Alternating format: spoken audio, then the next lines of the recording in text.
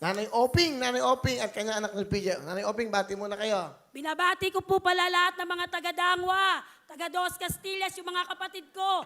Saka yung asawa kong naiwan sa pwesto. Saka yung mga anak ko dyan.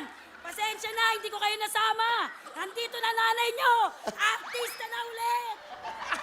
Alright! O, di ba? Woo! Si nanay, pakilala mo naman kung sino kasama. Pinapakilala ko po sa inyo ang napakagwapo kong anak. Nag-iisa, PJ. Magandang hapon. Will, binabati ko nga pala yung mga kasama kong kargador dyan sa Dangwa. Hindi ako napagbuhat kagabi, partihan nyo ako. Okay. Binabati ko nga rin pala yung mga kasama ko, tito at tita ko dyan. Yung anak kong dalawa na nasa bahay, tsaka yung asawa ko. Mahal na mahal kita, Happy 3 years. Malapit na sa April. Mama, chup-chup. Okay, sagandang waho kayo, Nanay Oping. Opo. Anong inyong business? Vendor po ako ng bulaklak. Nagpapasaya sa mga tao.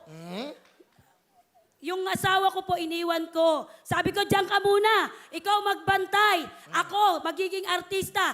Makakasama ko si Kuya Will. Hahalikan kita, Kuya Will. Okay. Amoy Sagot ka kay Papa. Yung halik ko po sa inyo, halik yan ng biyenan ko, sabi niya. Pag nakita kita, sabi niya, Oping, pagdating mo sa Wawawi, halikan mo si Will para sa akin. Si nanay. Yung biyenan ko po, si Nanay Oh, Virgie. idol na idol ka nun, Kuya Will. Si Lola Virgie. Mahal na mahal ka po nun. Lagi po nanonood ng ano yun. Wawawin. Okay. Nanay Virgie, kamusta po kayo? Napakabait niyan, Kuya Will. Kamusta ang buhay sa Dangwa? Mabuti naman, Will.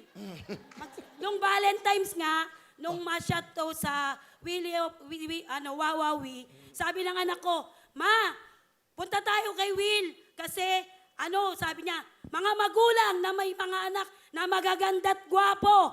Isa na po dito si PJ at ang tatlo kong kasama nung nag-audition. Ayan po yung magaganda kong anak. Will. Ayan. Okay. Pakilala nyo.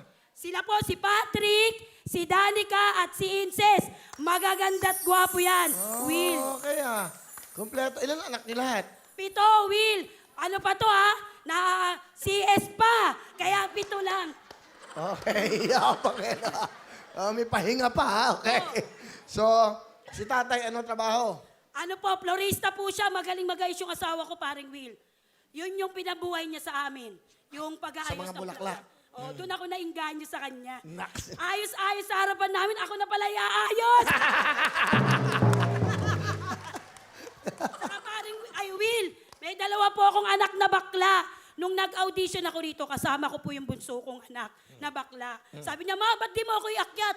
Sasayaw tayo, di ba? Magkahawig tayo. Sabi ko, Nak, 18 years old, 18 pataas 13 ka lang.